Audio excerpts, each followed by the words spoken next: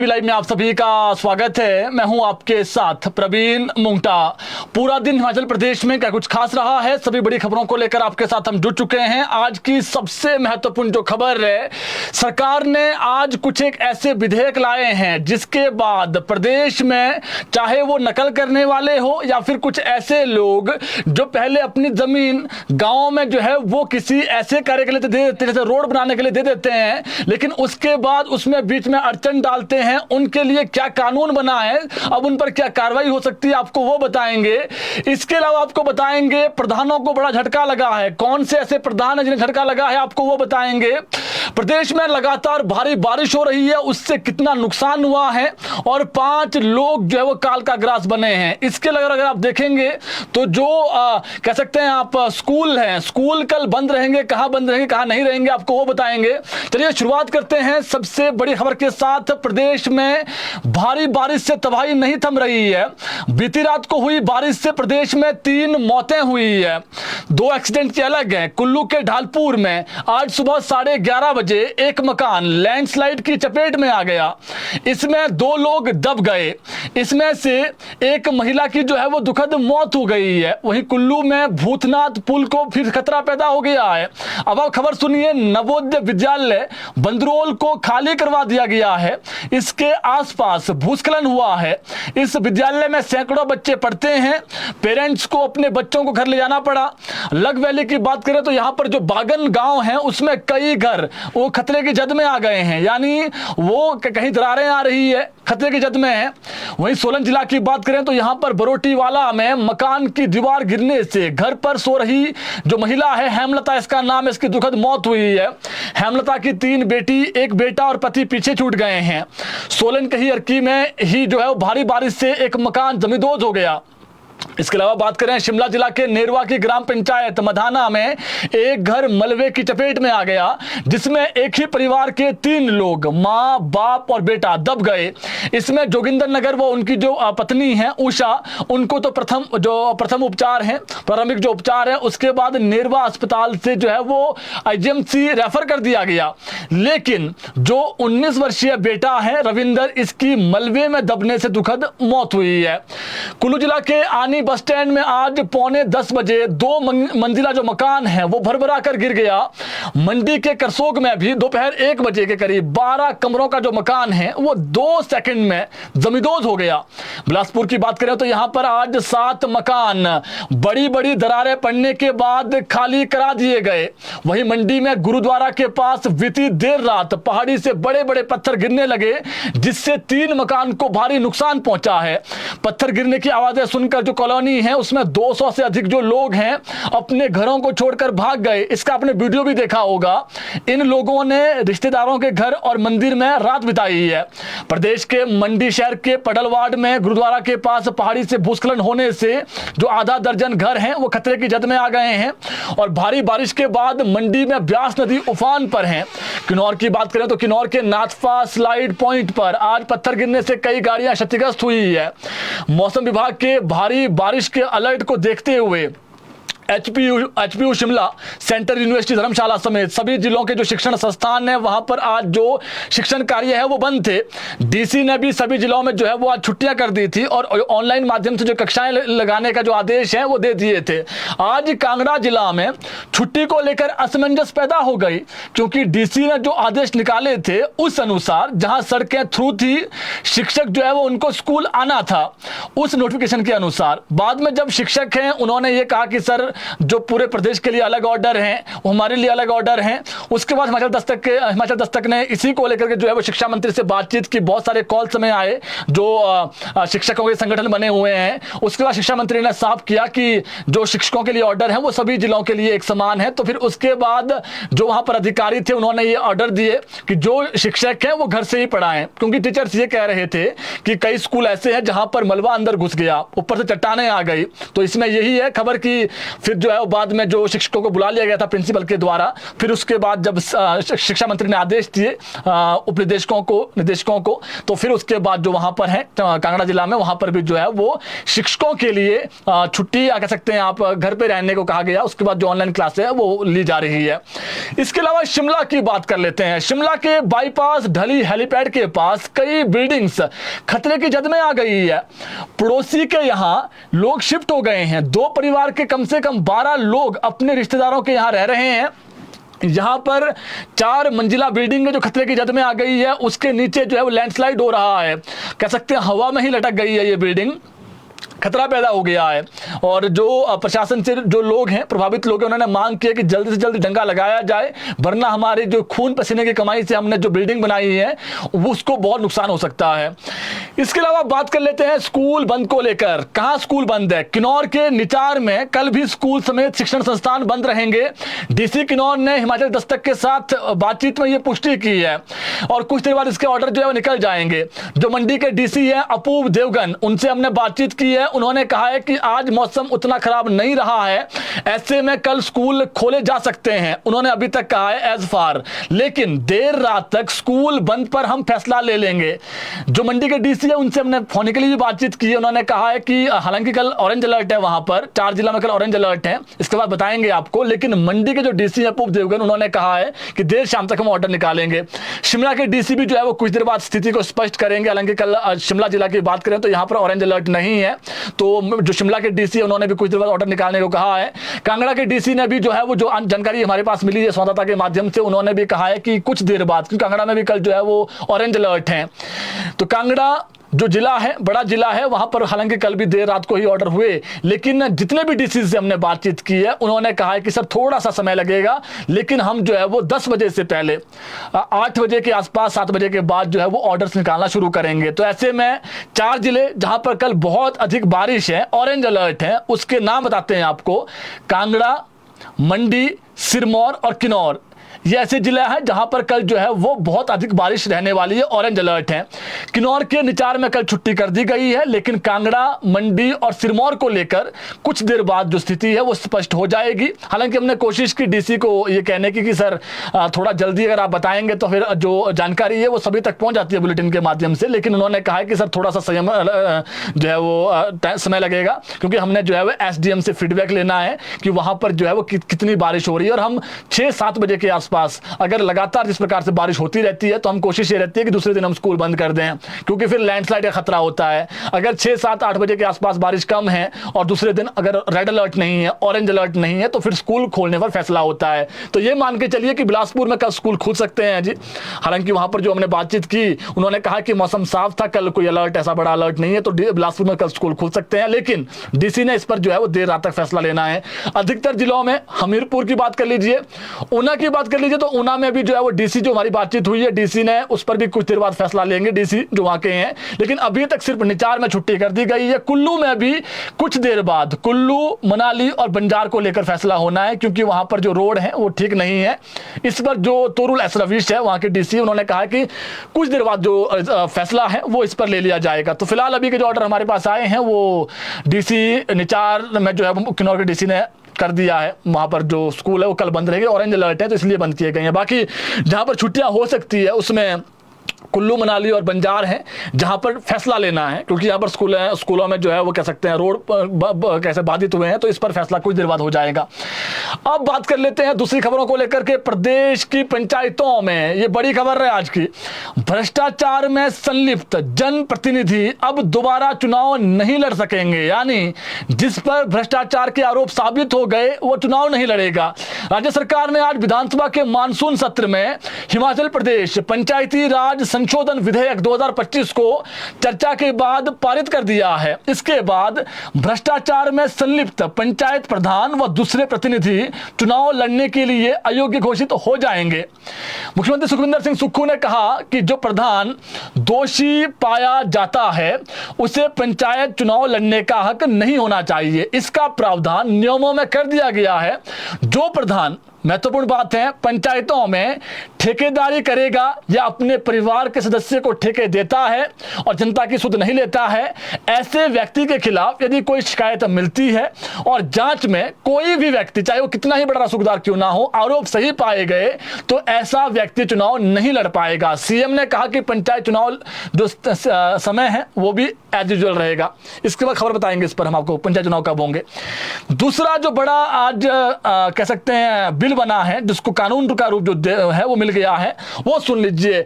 अब जो नकल करने वाले हैं या नकल करवाने वाले, उनकी खैर नहीं है। 3 से 5 साल तक की सजा मिनिमम है, 10 साल तक की जो सजा है वो होगी।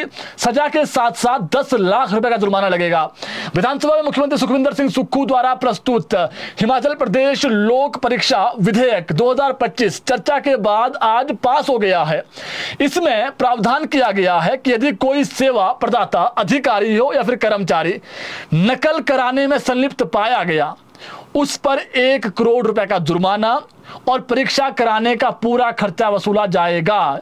जो किंगपिन होगा उस पर भी 5 से 10 साल की जेल है और उसको भी जो है वो 1 करोड़ तक का जुर्माना होगा। साथ ही 10 साल की जो सजा है उसका प्रावधान कर दिया गया है। इस संशोधन का मकसद भर्ती परीक्षाओं में गड़बड़ और नकल करने की जो प्रवृत्ति है उसको रोकना है, सीएम ने यह कहा। क्योंकि प्रदेश में लंबे समय से जो भर्तियां हैं वो हमेशा चर्चाओं में रही है। आपने देखा पेपर लीक हुआ, नकल की जो घटनाएं वो सामने आई। इसी वजह से हिमाचल स्टाफ सिलेक्शन जो कमीशन था हमीरपुर वाला, उसको भंग करना पड़ा। यहां पूर्व सरकार के कार्यकाल में जो सामने आई बातें कि जो विभिन्न भर्तियां हैं उसके पेपर लीक हुए और बेचे गए। उसमें एक जो पेपर था वो पुलिस कांस्टेबल की भर्ती का था, जो पेपर लीक हुआ था, जिसमें काफी लोग पकड़े गए हैं। उसमें जो है वो एचएस अधिकारी तक संलिप्त थे जिन पर आरोप लगे थे, हालांकि बाद में, और एक वहां पर लेडी थी वो भी संलिप्त थी और हालांकि उन पर आरोप लगे थे। अभी भी चला हुआ है मामला, आरोप का मामला चला हुआ है। लेकिन बात वही है कि पेपर लीक हुआ था, तो पेपर लीक करवाने वाले, नकल करने वाले 3 से 5 साल जेल जाएंगे। जो किंगपिन होगा, चाहे बिहार का हो, हरियाणा का हो, शिमला का हो, किसी भी जिला का हो, वो 10 साल तक जेल में रहेगा। 5 से 10 साल सजा है, 1 करोड़ का जुर्माना है। और दूसरा जो है वो जो नॉर्मल एस्पिरेंट्स होंगे जो पेपर दे रहे होंगे उनको भी जेल होगी जी। तो इसलिए आप ऐसी चीजें जो भी है, ऐसे शरारती तत्व हैं, वो बिल्कुल भी ना करें। इसके अलावा आप सुनिए, आप महत्वपूर्ण खबर, हिमाचल प्रदेश लोक उपयोगिता प्रतिषेध विधेयक 2025 में प्रावधान किया गया है कि अब सरकारी योजना के लिए दी जमीन पर भू मालिक ने अड़चन डाली तो उसे भी 6 महीने की कैद होगी। बड़ी खबर है।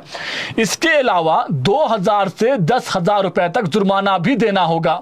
सरकारी योजना के लिए दी जमीन पर भू मालिक ना अड़चन डालें, अगर उन्होंने अड़चन डाली तो उसे 6 महीने की कैद होगी। इसके अलावा 2000 से 10,000 तक का जो जुर्माना है वो कर दिया गया है। अब आपको सरल भाषा में खबर बताएं, पंचायतों में जो जमीन दी जाती है किसी व्यक्ति द्वारा कि यहां पर आप रोड बना दीजिए और चाहे वो आप स्कूल बना दीजिए, कुछ भी बना दीजिए, लेकिन जब वो स्कूल बन गया और जो सड़क है वो बन गई, उसके बाद कोई व्यक्ति अगर ऐसा कहता है वहां पर आकर के, प्रशासन हो चाहे कोई स्थानीय व्यक्ति हो, कि ये तो मेरी जमीन है, मैंने दी है, और उसमें अड़चन डालता है सरकारी कार्यों में, तो जो जमीन दे दी गई है सामाजिक कार्य के लिए, उसको वापसी वो उस पर हक जो है वो नहीं जमा सकता है। जो जमीन दे दी गई है, सरकार के नाम कर दी गई है, अपनी मलकियत जमीन की बात कर रहे हैं, फिर वो आप उस पर दावा नहीं कर पाएंगे। 6 महीने की जेल होगी और जुर्माना भी होगा। इसके अलावा इससे पहले विधानसभा मानसून सत्र के अंतिम दिन भी आज की बात करें तो प्रश्नकाल के दौरान सदन में खूब हंगामा बरपा है। और ये हंगामा कैसे बरपा? हमीरपुर के जो विधायक के आशीष शर्मा, उन्होंने देहरा उपचुनाव के दौरान कांगड़ा बैंक से धनराशि जारी करने को लेकर सरकार से प्रश्न पूछा था, लेकिन सरकार ने इसका जो जवाब है वो नहीं दिया और कहा कि सूचना एकत्र की जा रही है, जिस पर विधायक ने आरटीआई से प्राप्त जानकारी को सदन में रखा और सरकार पर जानबूझकर जानकारी छिपाने के आरोप लगाए गए। इस पर सदन में खूब हंगामा हुआ और विपक्ष ने सदन से वॉकआउट कर दिया। पहले इस सवाल पर वॉकआउट कर दिया। सदन के बाहर मीडिया से बातचीत में नेता प्रतिपक्ष जयराम ठाकुर ने कहा कि इतिहास में पहली बार विधानसभा सचिवालय की ओर से स्वीकार करने के बाद कोई सवाल, उसका जो प्रश्न है वो विलोप कर दिया गया। उन्होंने कहा कि विधानसभा सचिवालय जानकारी देने में आनाकानी कर रहा है, उन्होंने आरोप लगाया, और विधानसभा सचिवालय पर सरकार का दबाव है, ये भी उन्होंने आरोप लगाया। इसी सवाल पर आरटीआई ने सूचना मिल गई है, लेकिन सरकार सदन में जो सूचना है वो देने से बच रही है। जयराम ठाकुर ने सरकार पर भ्रष्टाचार और उधेरा उपचुनाव में गड़बड़ी के आरोप लगाए। आचार संहिता में उन्होंने ये कहा कि आचार संहिता का उल्लंघन था। जयराम ठाकुर ने यह भी कहा कि उपचुनाव में आचार संहिता के दौरान 68 महिला मंडलों के खाते में 50,000 डाले के दावा किया उन्होंने। इसके अलावा 1000 महिलाओं के खाते में 4500 रुपए जो है चुनाव के दौरान डाले गए, 3 महीने की किस्त। ये भी उन्होंने कहा। जयराम ठाकुर ने कहा कि इसका परिणाम ये हुआ कि वहां पर जो कांग्रेस की प्रत्याशी थी, मुख्यमंत्री की धर्मपत्नी, वो जीत गई। उन्होंने ये कहा है ऐसा नहीं होना चाहिए था। जो वोट चोरी की बात कांग्रेस कर रही है, वोट चोरी हमने नहीं, कहीं ना कहीं जो है वो जनता को इस प्रकार के जो हथकंडे हैं वो अपनाना बेहद गंभीर है। ये उन्होंने कहा है कि जब आचार संहिता लगी हुई थी तो फिर पैसे क्यों डाले गए, ये उन्होंने सवाल उठाया है।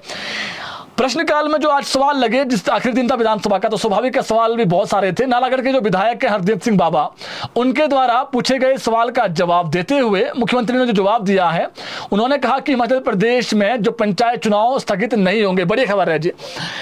हरदीप सिंह बाबा ने सवाल पूछा था कि पंचायत स्तर पर सड़कों और स्कूलों को भारी नुकसान हुआ है, कई पोलिंग बूथ क्षतिग्रस्त हो गए हैं।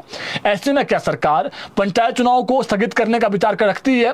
सीएम सुक्खू ने इसका जवाब देते हुए कहा कि पंचायत चुनाव स्थगित नहीं होंगे और जो भ्रष्टाचार में संलिप्त पंचायत प्रधान है दोषी हो गए तो वो चुनाव नहीं लड़ पाएंगे। यानी जिन पर आरोप लगे हैं वो तो अलग है, लेकिन दोषी हो गया वो व्यक्ति, वो फिर अब कह सकते हैं विधेयक आज पारित हो गया है, वो अब चुनाव नहीं लड़ पाएगा। अच्छी बात भी है। अब जिसने भ्रष्टाचार कर दिया उसका कोई काम नहीं है, जिस पर आरोप सिद्ध हो गए, ठीक है, आरोप लगना अलग बात है, लेकिन आरोप सिद्ध होना अलग बात है। आरोप सिद्ध होने पर चुनाव नहीं लड़ पाएगा।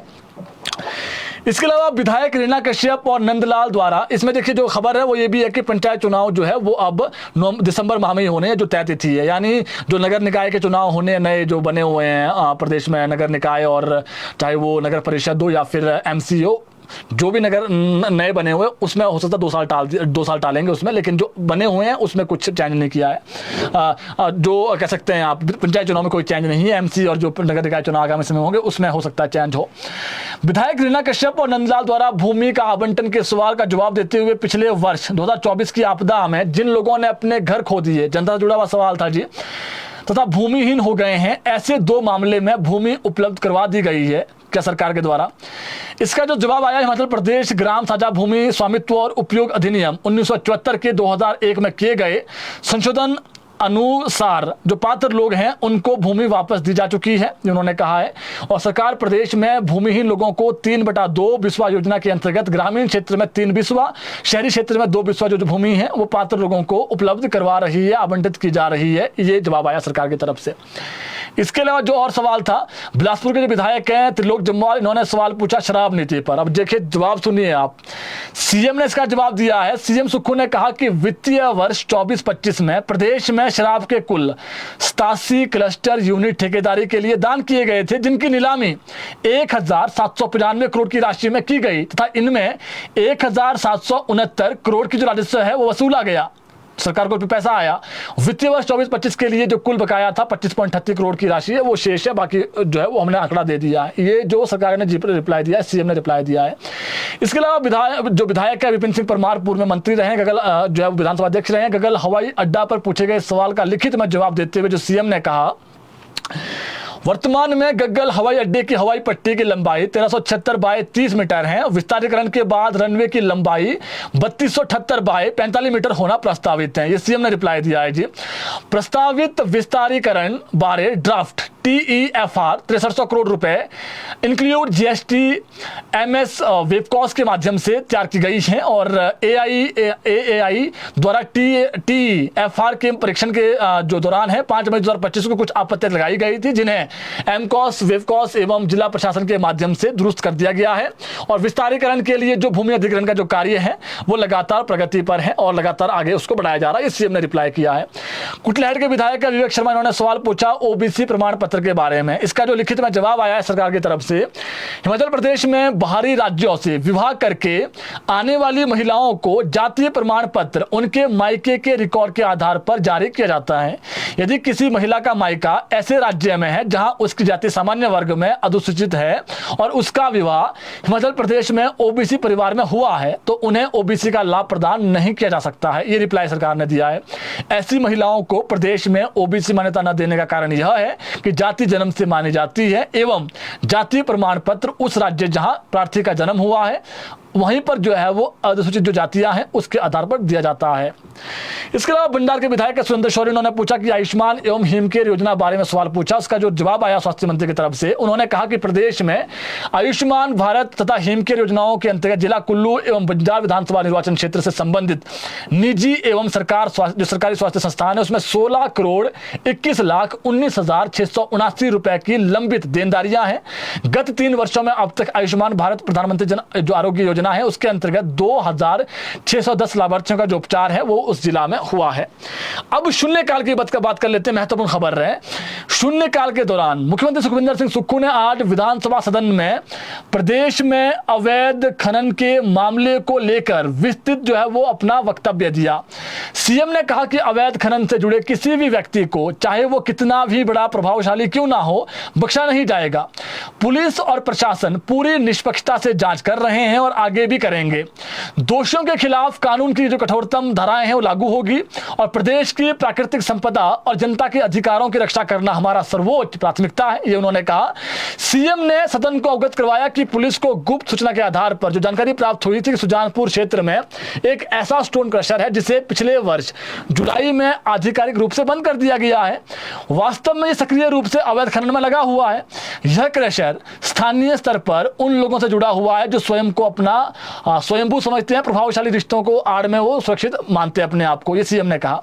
12 अगस्त को अतिरिक्त जो पुलिस अधीक्षक है उनके नेतृत्व में पुलिस दल ने छापेमारी की और भारी बारिश और क्षतिग्रस्त सड़कों के बावजूद टीम मौके पर पहुंची और एक पोकलैन, 2 जेसीबी मशीनें, 4 टिप्पर, एक मिक्सर, करीब 50 खनन सामग्री से लदे टिप्पर, स्टोन क्रशर, परिसर से जो डीवीआर है और जो मनवीर सिंह नामक एक व्यक्ति है उसका जो ट्रैक्टर है वो कब्जे में लिया गया।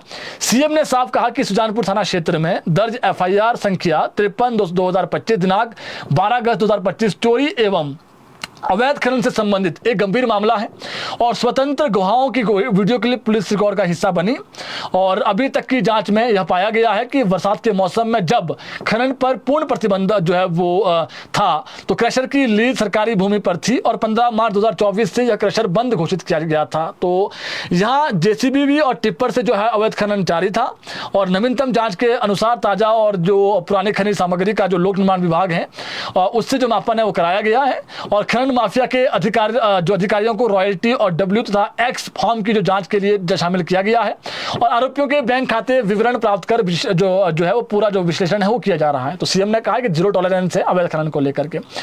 एक खबर बहुत महत्वपूर्ण है, विद्युत बोर्ड की खबर है। विद्युत बोर्ड की ओर से प्रदेश के विद्युत जो उपभोक्ता है उनको ऑनलाइन सुविधाओं को प्राथमिकता दी जा रही है, ये उन्होंने कहा है। और एक अच्छी चीज उनके लिए क्या की गई बताते हैं आपको।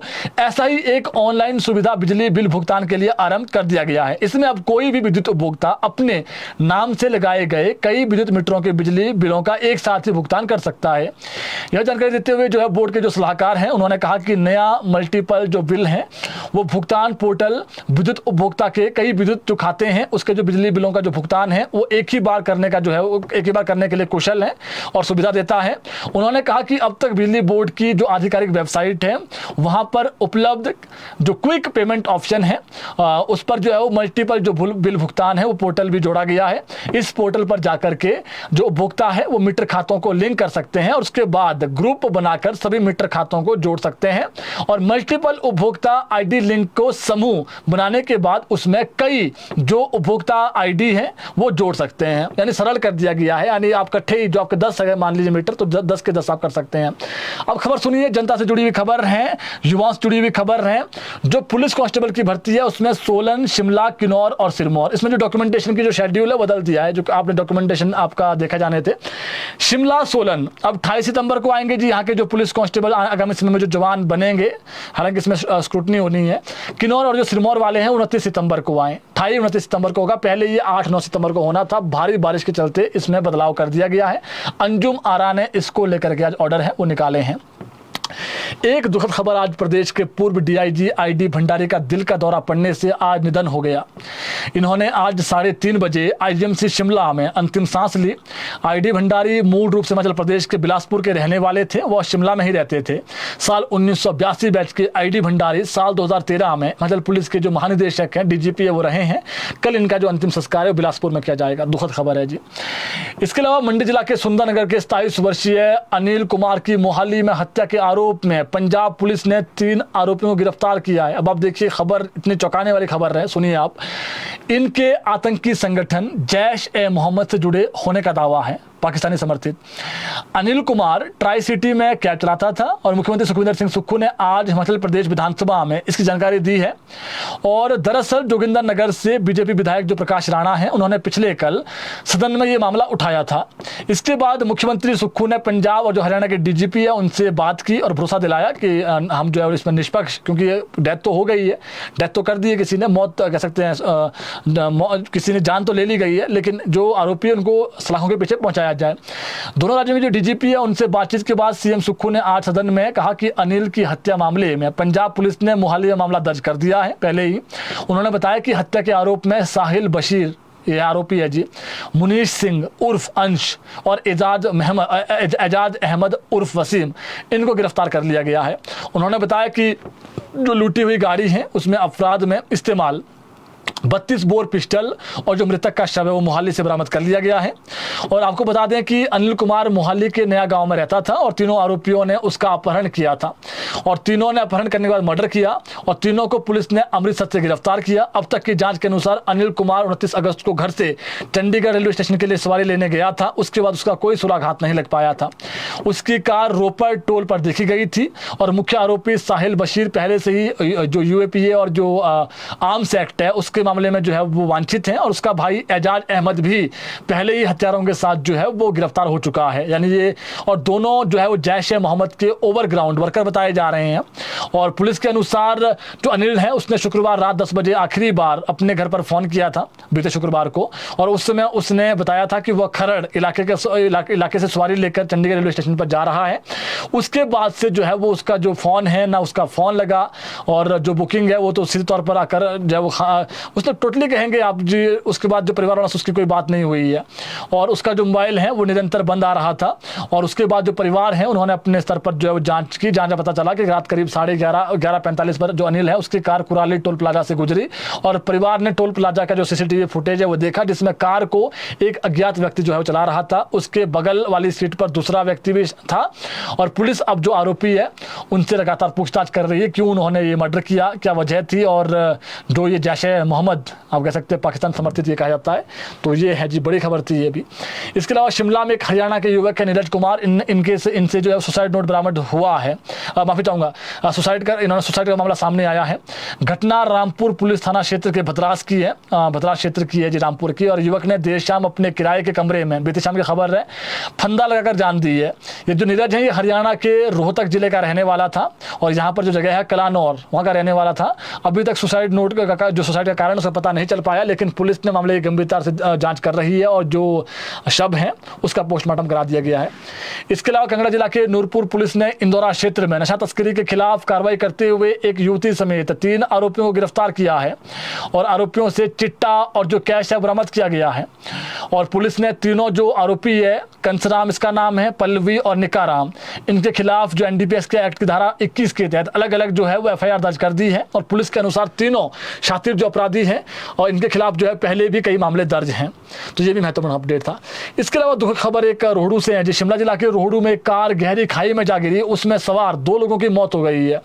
यह हादसा हालांकि 31 अगस्त का है, लेकिन गवास पंचायत है एक रोहडू में, वहाँ का शेला पानी एक जगह है, वहाँ पर ये गाड़ी गिरी है और भारी बारिश थी, नेटवर्क नहीं था, जिसके बाद पता नहीं लग पाया। और जैसे तैसे जो है वो 3 दिन के बाद जो पता है वो लग पाया कि गाड़ी गिरी है और उसके बाद जो गाड़ी है वो पलटी हुई थी रोड से नीचे और जो व्यक्ति है उनकी जो पहचान है वो कर ली गई है। तो ये भी खबर थी, दुखद खबर है। तो मौसम की बात करें तो कल 4 जिला में जो है वो ऑरेंज अलर्ट है और इसमें हमने बता ही दिया है कि जी मंडी है, सिरमौर है, कांगड़ा है, ये ऐसे जिला है जहां पर कल भी जो है बारिश रहेगी। मंडी, सिरमौर, कांगड़ा, किन्नौर, मंडी, सिरमौर, कांगड़ा, किन्नौर, इन 4 जिलों में कल ऑरेंज अलर्ट है, यानी भारी से भारी बारिश है। और जो ऊना है, ऊना में कल जो है वो येलो अलर्ट है और बाकी जो जिला है वहां पर जो ऊंचे वाले स्थान है वहां पर कल बारिश होगी। स्कूल बंद का हमने बता दिया आपको, कल कांगड़ा के जो कह सकते हैं आप किन्नौर के निचार में स्कूल बंद है। लेकिन इसके अलावा जो और जिला है, जो 4 जिला जहां पर ऑरेंज अलर्ट है, इसके बाद डीसी चंबा, कांगड़ा जिला के डीसी, मंडी जिला के डीसी ने तो कह ही दिया है कि मौसम तो अभी साफ ही है तो एज फार की स्कूल खोल सकते हैं, लेकिन फैसला 10 बजे के बाद लेंगे, 10 बजे से पहले लेंगे आज रात तक। तो स्कूलों को लेकर कुछ देर रुकिए, आपको अपडेट हम दे देंगे। बाकी जो महत्वपूर्ण खबरें थी आप तक हमने पहुंचा दी है। मौसम कल खराब है, परसों हल्का खराब है, लेकिन यानी जो अधिक मौसम खराब है इस पूरे सप्ताह में वो कल खराब है, उसके बाद थोड़ा मौसम जो है वो शांत हो जाएगा, यानी थोड़ी कम बारिश है। तो मौसम जी कल खराब है, फिर परसों से थोड़ा कम बारिश है। तो अच्छी बात है कि मौसम से जो है वो कह सकते हैं आप काफ़ी नुकसान हो गया है। 3000 करोड़ से अधिक नुकसान हो गया अभी तक और सैकड़ों लोगों ने अपनी जान गंवा दी है। और ऐसे में जो है प्रदेश में जो डिजास्टर एक्ट है वो बीते कल लग गया है। एसडीएम और जो डीसी है वो अपने स्तर पर अब जो है कुछ फैसले ले सकते हैं, जैसे किसी को जो आपदा प्रभावित व्यक्ति है उनके लिए कोई मदद करनी है, मदद देनी है उनको तुरंत, तो उन्हें ऐसा नहीं कि कोई किसी से पूछना पड़ेगा, वो मदद कर सकते हैं। बाकी जो सीएम है उन्होंने कह दिया है कि कुछ एक ऐसी योजनाएं, चाहे वो अपने खर्चे हों, सरकार के खर्चे, उसमें कटौती करेंगे। कुछ योजनाएं हैं तो कुछ ना जो योजना है उसमें थोड़ा सा पैसा, जिस प्रकार से पहले भी आपने देखा कि 4500 करोड़ का जो 4500 करोड़ का जो बजट था वो प्रावधान किया गया था आपदा प्रभावितों के लिए। तो स्वाभाविक है इस बार जिनके घर तबाह हुए हैं उनके लिए 7 लाख रुपए का ऐलान कर दिया गया है। तो ये जो राशि है 7 लाख रुपए कम मिलेंगे, इसको लेकर के बहुत जल्दी जो सरकार है वो पैकेज निकालेगी। बाकी जो छोटा जो नुकसान है, जैसे किसी का फ्लैश, किसी के घर में जो है मलबा घुसा है, उसके लिए जो है वो किसी की, हालांकि डेथ भी बहुत हुई है, डेथ भी प्रदेश में बहुत हुई है। और अभी जो लड़ाई है वो एक लड़ाई ये भी लड़ी जा रही है कि जिनका सब कुछ ही तबाह हो गया है। तो केंद्र सरकार से मामला उठाया है सीएम सुखविंदर सिंह सुक्खू ने, वन मंत्रालय हो या फिर गवर्नमेंट ऑफ इंडिया से, तो ये उठाया है मामला कि प्रदेश में जो ज़मीन है, जो कह सकते हैं फॉरेस्ट लैंड है, उसमें से कुछ एक ज़मीन, एक बिस्वाई हो, कह सकते हैं आप एक बीघा ही हो, तो ऐसी कुछ ज़मीन है वो उन लोगों को दी जाए जो आपदा प्रभावित हैं। तो ये मैटर इन प्रोसेस है। बाकी आज विधानसभा का जो मानसून सत्र है वो समाप्त हो गया है और जो विधायकों द्वारा सवाल पूछे वो आपने देखा ही है। और आज अगर उसकी बात करें चंबा जिला की, तो चंबा जिला में आज भारी बारिश हुई है और ऐसे में जो है वो कुछ देर बाद इसमें स्कूलों को लेकर कुछ देर बाद फैसला हो जाएगा कि वहाँ स्कूल बंद रहेंगे कि नहीं रहेंगे। बुलेटिन को शेयर करिए ताकि और लोगों तक भी अपडेट पहुंच सकें। अगर आपके यहाँ भी मौसम खराब है और स्कूल बंद करने चाहिए प्रशासन को, तो कमेंट बॉक्स में आप जरूर अपनी प्रतिक्रिया भेजें, क्योंकि बहुत सारे जगहों पर जो है वो अभी भी सैकड़ों नहीं कहूँगा कि पूरे प्रदेश में तो ऐसी हजारों सड़कें होंगी जो जहाँ पर मलबा गिरा है, चट्टानें गिरी है, तो सैकड़ों सड़कें जो है वो तबाही हुई है सड़कों पर। अगर आप देखेंगे अपर शिमला में बहुत सारी सड़कें टूट गई है, ठियो, कोटखाई, जुब्बल, हर जगह जो है मलबा घुसा है, कई जगह जो है डंगे गिर गए हैं। तो ये नुकसान तो हजारों करोड़ के आसपास अगर आप देखेंगे पूरे इसमें है, 3000 करोड़ तो हो ही गया, इसका आंकड़ा अभी और बढ़ेगा। लेकिन अगर आप देखेंगे प्रदेश में सड़कों की स्थिति, तो उसमें जो NH है, NH काफ़ी देखिए निगलसरी बंद ही रहता है, 3 दिन बाद खुलता है। मंडी का जो मनाली वाला जो टेम्परेरी बनाया गया था, बीच में खुल रहा है फिर बंद हो रहा है। अगर आप देखेंगे मंडी का जो कोटला वाला है वो 5 मील के पास कई बार बंद हो जाता है। तो बहुत सारी चीज़ें हैं जी, लेकिन बात वही है कि घर पर रहिए, सुरक्षित रहिए। कल भी मौसम खराब है। अभी के लिए इतना ही। कल जुड़ेंगे आपके साथ ठीक 6 बजे, नई खबरें लेकर के आएंगे, नई अपडेट आपको देंगे। शेयर करिए बुलेटिन को ताकि और लोगों तक भी अपडेट